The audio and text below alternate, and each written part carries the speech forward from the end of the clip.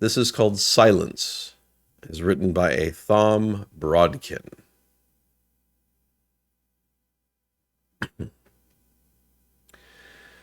There is a peace at sunrise that surpasses all understanding.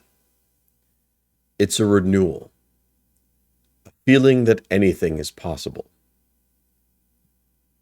I'd like to say I drag myself from the comfort of my bed every day to enjoy sunrise's splendor, but you wouldn't believe me, and I would be lying. What is true is I was there that day, and so was she. There is a connection between sunrisers, just because there are sunrisers.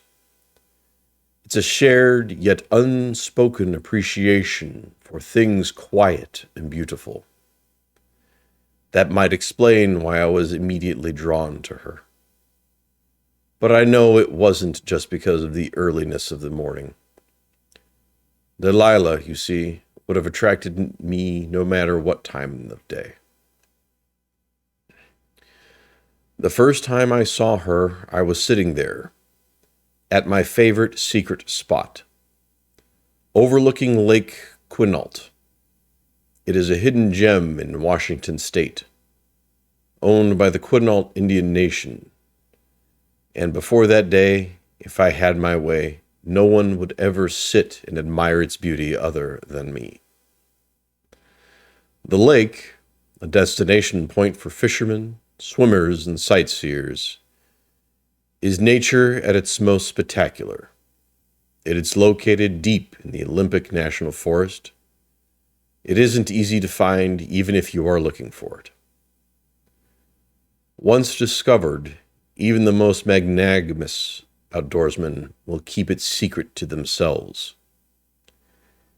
In an era where too often free time is wasted in front of a flat screen, Lake Quinault is a reminder of the reasons for taking vacations, and the sunrise over the lake is God's definition of a must-see.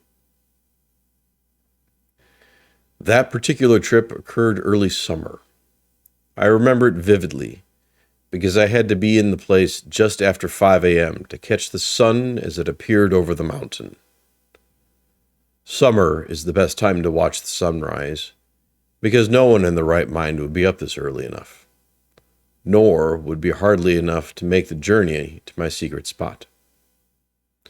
No one except me and Delilah. Is this seat taken? Not many people can remember the first words spoken by or to the love of their life, but I absolutely can.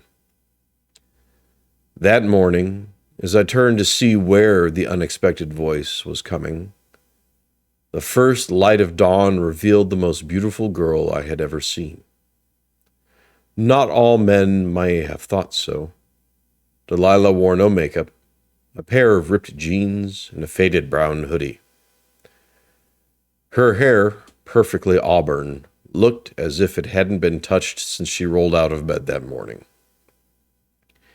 It was obvious she had made no effort to look beautiful, and yet she had an inner spark that couldn't be hidden. Not by tattered jeans or a faded hoodie. Something changed that moment I saw her. I changed. I had spent years guarding my secret spot, and now, surprisingly, unexpectedly, delightfully, I wanted nothing more than to share my sunrise with her. I, unfortunately, was not born a poet, and as such, the romantic thing I could think of in response to her inquiry was, "It's a free country." With that, she invaded my secret spot, both next to the lake and in my heart. The silence that followed was both loud and revealing. Delilah wasn't there for small talk. She was there to admire the beauty of sunrise. We sat in silence and watched as the sun peeked over the horizon, covering the two of us in its warming light. She and I carried on a conversation without words. She told me, silently, that she understood the importance of the moment, and I responded in kind that this moment was made all the more special because she was there to share it. Perfection is a goal impossible to realize in this mortal realm, but that morning came as close as is humanly possible. So many thoughts ran through my mind as the sun revealed itself completely. Then just as quickly and quietly as she come, Delilah rose to her feet, wiped some residual dirt from the seat of her ripped jeans, and headed out down the trail and out of my sight. 8 words verbalized an infinite number of potential events contemplated. 30 minutes had passed. A lifetime had been imagined. I was sure I would never see her again. The thought made me overwhelmingly sad. The next 5 years came and went. 5 long years since the day at the lake. There were first dates, first kisses, and the words "I love you" exchanged. Yet every time fate or intention would reach down and sabotage the promise.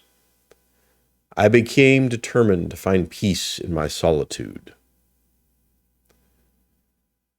There was always a reason or excuse for my ending every potential relationship. But at its core was a shared sunrise and a conversation that did not happen. I went to our spot from time to time to see the sunrise, not for her. At least that's what I told myself. I had given up without realizing I was hoping to see her again, hoping to feel what I felt that day, hoping she would be there. And then it happened. It was once again summer. It was a sunrise, but this time she was there. Is this seat taken? It's a free country. The same 8 words. At the time, I didn't know that she, too, had often made the trip back to our secret spot. Seeing her again, I knew I wouldn't let the opportunity slip from my grasp. Not a second time. When the sun had completed its part in our play, Delilah rose to her feet and wiped the dirt from her jeans exactly as she had done 5 years earlier. This time, however, I stood up as well. My name is Peter. I don't like coffee, but I would really like to have a cup with you. My name is Delilah, she responded matter-of-factly, and I would be glad to share a cup of Joe. She called it Joe. It's funny, the thing that confirms that love is real. I couldn't tell her that day for fear of losing her, but at that moment I was sure I had said "I love you" to others before, but it was obvious to me that I had lied. For in that moment I was finally sure what love felt like. Lifetimes are only lifetimes when viewed in reverse. A cup of coffee became a dinner date. A dinner date became a commitment. A commitment became a proposal. And a proposal became forever. There were kids, dogs, and vacations. But more than anything, there were trips to Lake Quinault. Always at sunrise, always just the 2 of us, never any words spoken. You never know the last time is the last time until it's too late. The final trip we took to Lake Quinault was like all the rest. It took a little longer for tired, old bones to make the trek, but we found our spot. Sat together and conversed in silence. The sun, unaffected by time, rose as perfectly as always, but Delilah rose up only with my help. Would you like to share a cup of joe?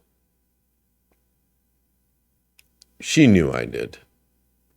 She knew sitting next to her pretending to like coffee was my greatest pleasure. She also knew she would never come back to see another sunrise, even though I was too stubborn to admit it myself. That day in the cafe, we told stories of families and friends, living and lost, as we sipped on what had eventually become my favorite beverage. We made a mental scorecard of our life and realized we had won. 2 days later, I lost her, just like that first day at the lake. I watched her as she left me, alone. This time without even the hope of returning. The sadness I felt from years back flooded me like a tidal wave. "I'll save a seat for you." Those were her last words to me. True to myself, I replied, "It's a free country." Then she was gone. One day, hopefully soon, I will watch the sunrise with my Delilah again, only from a far better secret place. Until then, I only go to our special spot at night. I am never alone when I go there. I make my way to our clearing and sit down just as I did all those years ago. As the moon reflects off the lake, I feel her comforting hand reach down for me, and in the silence, only we understand. I hear her very clearly.